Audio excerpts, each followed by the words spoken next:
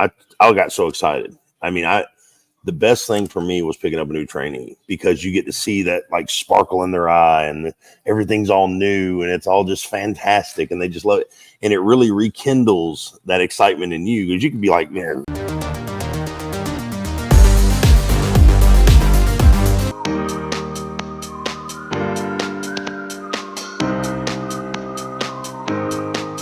But the reason that I was for the longer training period was personal experience and preference.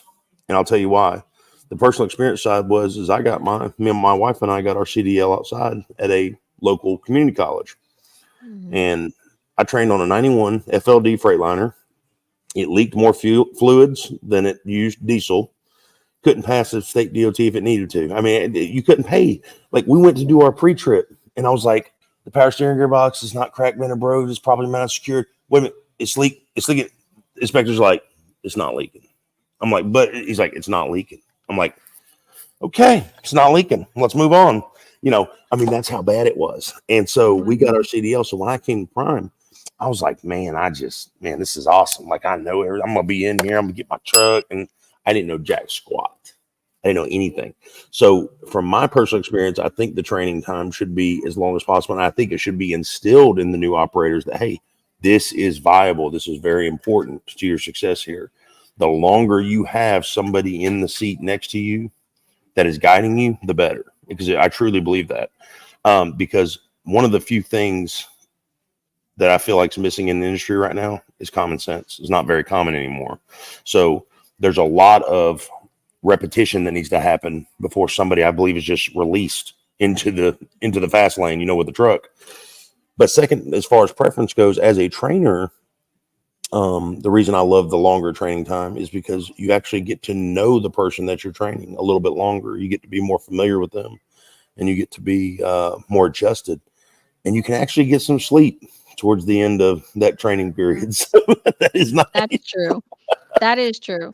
Because the people have no idea how we are. Like, we don't, if people just think, oh, you give them the keys, you're like, hey man, do 10-hour shift, 11-hour shift, we're going to bed. No, that first month, especially, no, man, you don't get no sleep at all. You don't sleep. Yeah. Mm-mm. But then it gets to a certain point where they'll wake you up, they ask you a question, and then you get up and you tell them, and then they go, oh no, I don't like that idea. I'm not doing that. Well, then don't wake me up. Yeah. But see, that's the point when you know that they should be on their own truck. Right. Exactly. You know, well, when they start trying to make those decisions against what you've requested them to do, that's a different story as well. Because for me, it's never been an ego thing where it's like, it's my truck, I'll pay the bills. It's been like, hey man, this is the safest route possible. The first thing I always asked my guys was, because I never trained a female, I didn't want any of that smoke. Okay. I've still got my wife driving, and I call her the 2-year trainee. And there's a reason for that, because she does nothing but drive. So, and that was the deal. I told her I'd do everything. Yeah, good for her. Yeah. But I always trained guys, and I always tell them, so look, the first thing I want to ask you to do is, and I've trained a lot of people that were well old, 20 years my senior. And I would say, hey, listen to me. I can appreciate your time in the service if they were military. I say, I appreciate your age as being one of my elders, but I'm asking you to trust me on what we're doing on this truck. If I request you to do something, I expect the respect of you following through with that. Same thing with you. If you request something from me, I would expect you to expect the respect to follow through with that. So within reasonability. I mean, I'm not going to, you're not going to say, hey man, I want honey buns on the truck every day when I wake up. I'm like, it's not going to happen, man. I mean, look at me. Do I look like I need a honey bun? I don't need a honey bun. So to all the old school truckers, if you're watching this, or if you watch any of these channels, guys, be that voice of trucking again. Like, get out and help that new driver back into that spot. Give them help them with their logs, help them, give them any kind of advice you can give them. Because every old school driver that came up to me when I first started, and still to this day, they'll say, son, can I tell you something? I say, yes, sir. Tell me everything you know, because I want to hear it. I want to hear every single bit of information that you have. I might not use it today. I might not use it 2 weeks from now, but there's going to come a time when I'm going to be like, man, that old guy that loves, remember what he was talking about, And the thing about it is too, is like other companies, I'm not going to name any names, but other companies other than Prime that are training institutions. Some of these guys are getting in these trucks in as little as 2 weeks, getting their CDL, and they're on their own in 2 weeks. And let me tell you guys something. For the old cats, once again, you got to remember those drivers are a product of their environment. They don't know any different. They think that's normal. They think being in that truck for 2 weeks is normal. They're like, they're lost. They're confused. They're scared. They're worried. I mean, the last thing you want to do as one of those new drivers is mess up. So they are taking their time. They don't know what to do, where to park, where to go, and they're freaking out, but we tend to forget because we know what we know and we know how we operate our business and our side of things. We forget that person really thinks that was normal, that they're in that truck after 2 weeks by themselves. And we tend to forget that. Wow, I drove on my granddaddy's farm when I was 8 years old, driving an 18-speed twin stick, and it's like, dude, everybody didn't get that. Everybody didn't get that chance to do that, So we got to keep an open mind in this industry. And I think that's what keeps things fluid, is keeping that open mind. So this is my perspective, might be wrong. But it also has to be true for the new people, though, too. I've actually been in situations where I got out to go help somebody and then I was yelled at. Yeah, they'll treat you like crap. It's an ego thing. It's an ego thing. Like, and there was, I don't care. It was a prime driver. Okay. I was at Kraft and it was a prime driver and he had his tandems all the way back and then went to make a right turn into the guard shack. And he was about to rip the whole trailer, the boulders are there and everything, and he couldn't get up. So I said to him, here, I'll be behind you. There's nobody back there. Just keep coming. He got out of the truck to come yell at me, but he didn't get out of the truck to go look that he was hitting the boulder. Right. And he's like, well, I've been driving 15 years. Well, then how many boulders have you killed and trailers have you killed in 15 years? Right. So was it because I was a woman? I don't know. Ego, whatever, but you were talking about old timers. When I was new, I couldn't really back and thought I was doing so good. I'm looking on Google Maps to this one customer. Behind the building was a turnaround so I could come back and do a sight side, right? So I go into the customer and I go around the back and they had so much junk that there was no way I could turn around. So now I'm trying to back up going around the curve and I'm like, man, this sucks. So this old guy comes over and he starts yelling and he's like, don't they freaking teach you guys anything anymore? What the hell? So he's trying to guide me and he's yelling the whole time, right? He was helping me. So I got out and I backed up. And then after I finished, I went to say thank you. And he's still yelling. Right. Wow. And I went and I put my arms around him and I kissed him and he's going, oh my God, there's kissing and trucking. And I was like, you're acting like you're a mean, nasty, old, grumpy man, but you're actually really nice. And just then a CR England guy came in and went to do the same thing I did. And he goes, see, I told you, all you know what the hell you're doing. I got to go fix him too. I got to go fix him too. You should have been like, well, I'm going to go tell him I kissed you and you enjoyed it. So he's going to come kiss you too. Oh yeah. Hey, will you highlight Muppet's comment right there? Nowhere. No one cares. Yep. That one. Yep. He says, no one cares on the road. It's a time race. That's the mentality. And Muppet, I'm not saying anything against you, man. Believe me. But that's the mentality that I'm talking about right there. It takes very little time and very little effort to be a decent human being. That's all I'm saying. It doesn't take much, man. And I had a buddy of mine who was at the fuel island the other day with one of those drivers that had just gotten out of training 2 weeks and they're in the truck. It's like their second day. And she was scared to death. And he was showing her how to download Trucker Path. He was showing her how to route her route, showing her where she could park at tonight and explaining, just doing minor stuff. Literally took him 8-9 minutes to calm her down because she was freaking out so bad. And if we all took a few minutes out of our day to make some kind of positive difference with somebody, it would take much, man. That's the reason the brotherhood of trucking's gone. And like you said, the new people have to realize that as well. But they also have to have a leading positive movement in front of them. Because if you're not leading it, guess what? It's not going to exist. You know, we're all out here to survive and thrive. Okay, we all need the same things to live. We all need air, water, food. It's no secret, you know. Well, I had an accident my first month. I knocked an axle off a trailer at Council Bluff, Iowa, Sapp Brothers. Long story short, I cried all day. They had to transfer my load, and another prime driver came over, and I couldn't back. I'm not going to lie. I couldn't back. And probably shouldn't say this, but he actually backed my truck into the space and said, I've been watching you cry all day, and I want to tell you a story, so I'm going to buy you dinner. And he sat there and he told me this story about how he had an accident, and you're going to laugh about it later and all this stuff. Right. And then I got to the Salt Lake City terminal with that same load, and a driver came over, and he came in and he yelled at three of us, and he's like, you, get outside, because I can tell yous are all new, because none of yous can back. And I thought he was going to accuse us of hitting him. But what he said was, I've been here for 25 years and I'm retiring today. I'm cleaning out my truck. So he start passing out all of his stuff. Like, he gave me a $300 GPS, and he gave away his refrigerator and the chains and load locks and the $600 satellite TV. And I told him, I was like, I don't have money for this. Like, I'm $70,000 in debt. I can't even afford to go bankrupt.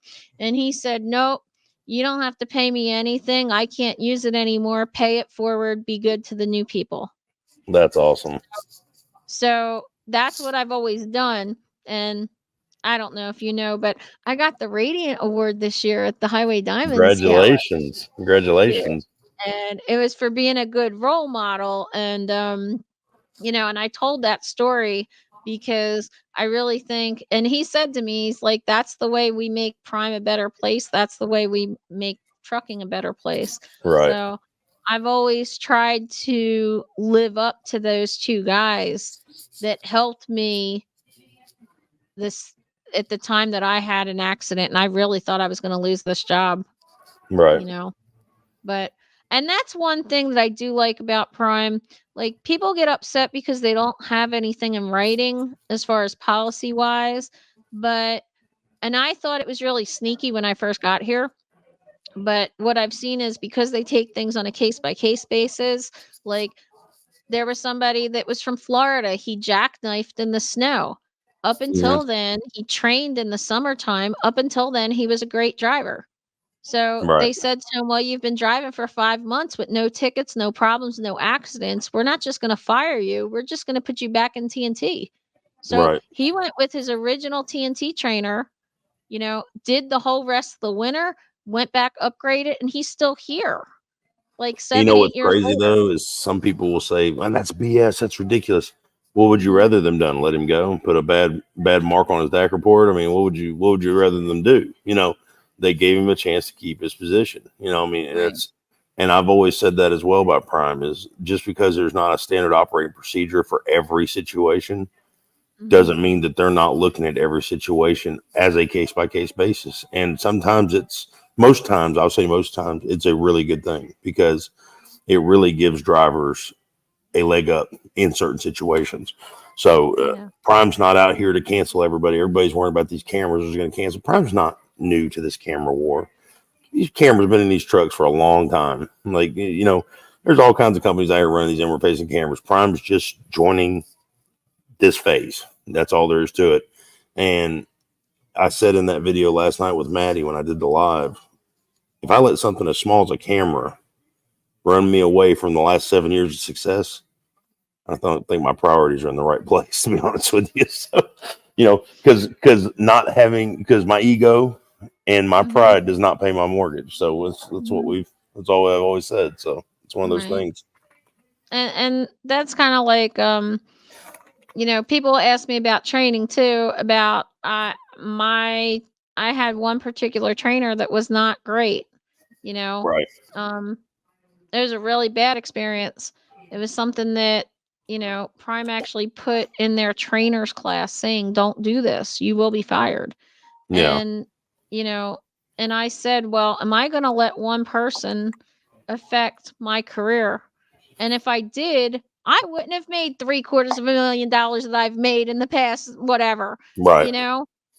So I really would have done a disservice to myself, you know? But when it comes to the long training, though, if you do have a bad trainer, you're stuck with that person for a long time. And Yep. And sometimes those it, trainers make it feel like it's impossible for you to get away from that situation.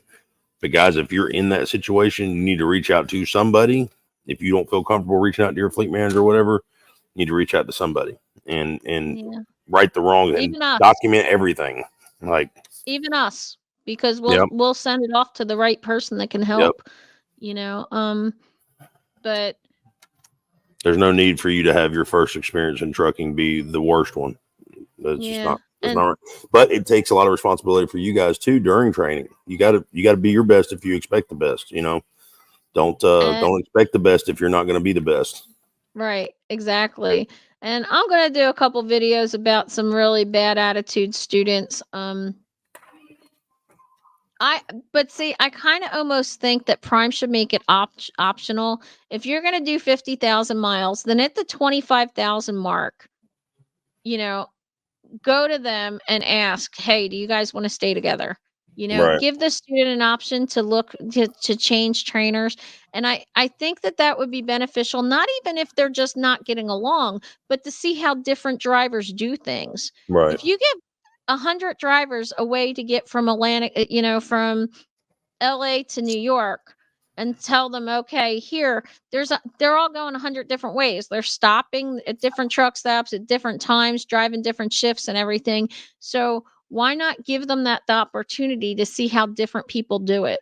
Right. You know, I think it could be beneficial, and it would probably relieve some of the stress that's on these trucks because unfortunately, I don't think enough of our management understands the stress that is involved with that situation.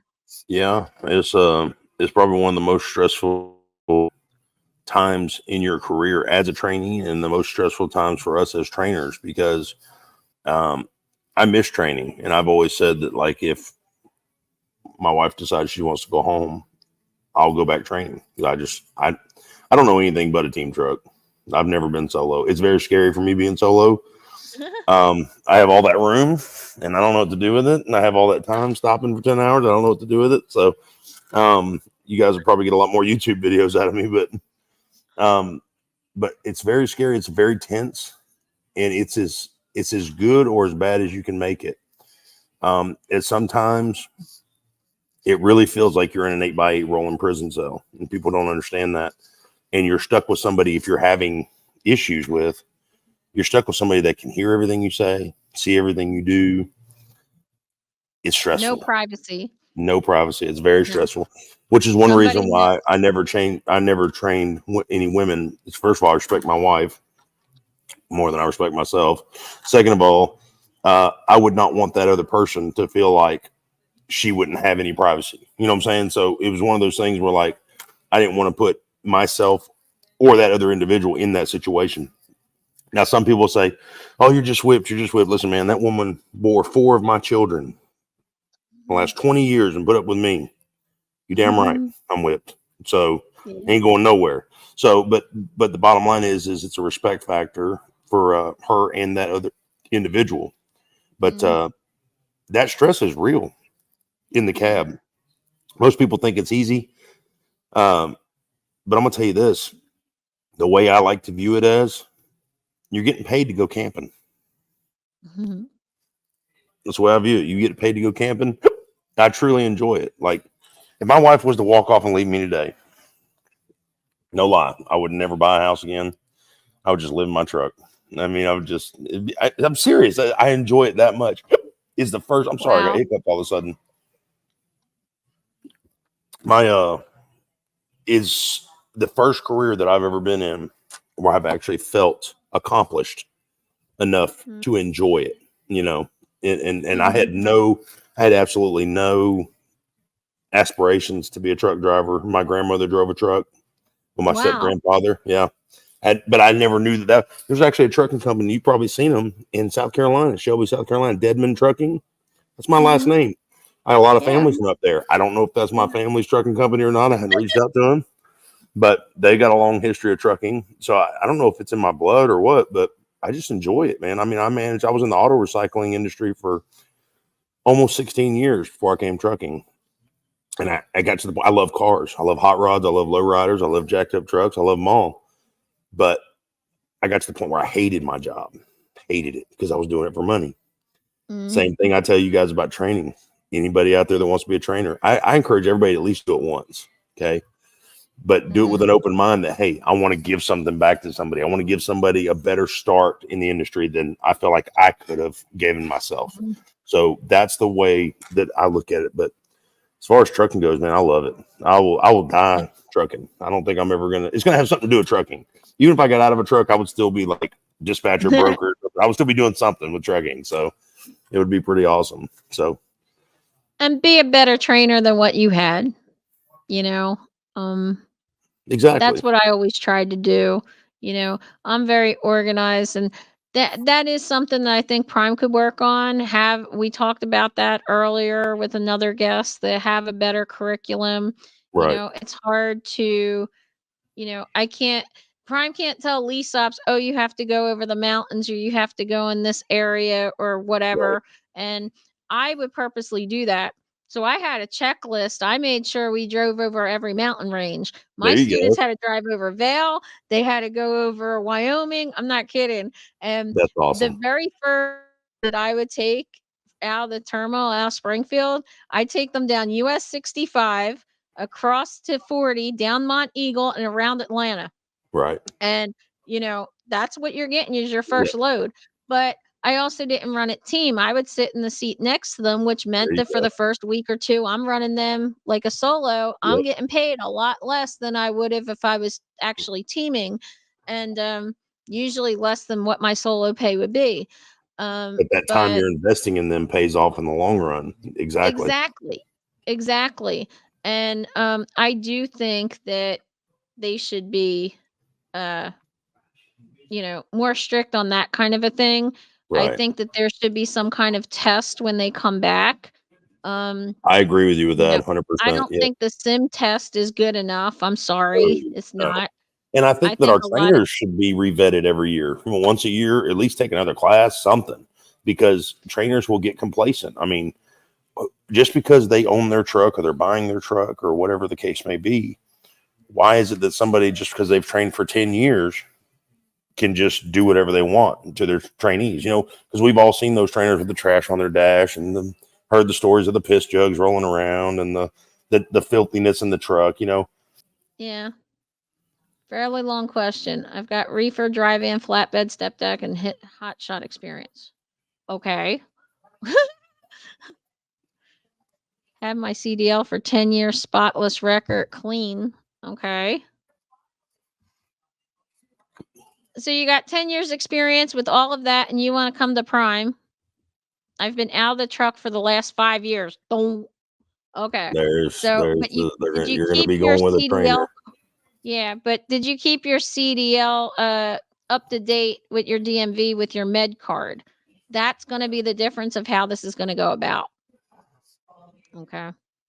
Because Prime's going to put you through a refresher course where you could just be with what we call a CDL instructor. Okay. So I've actually done this for people. The people that were out of the truck for more than 6 months have to get a refresher course.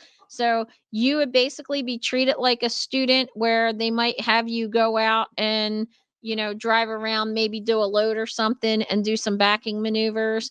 And then they'll put you through an evaluation. So my last student that I did this with, 2 days is all I had her. And then she went out teaming.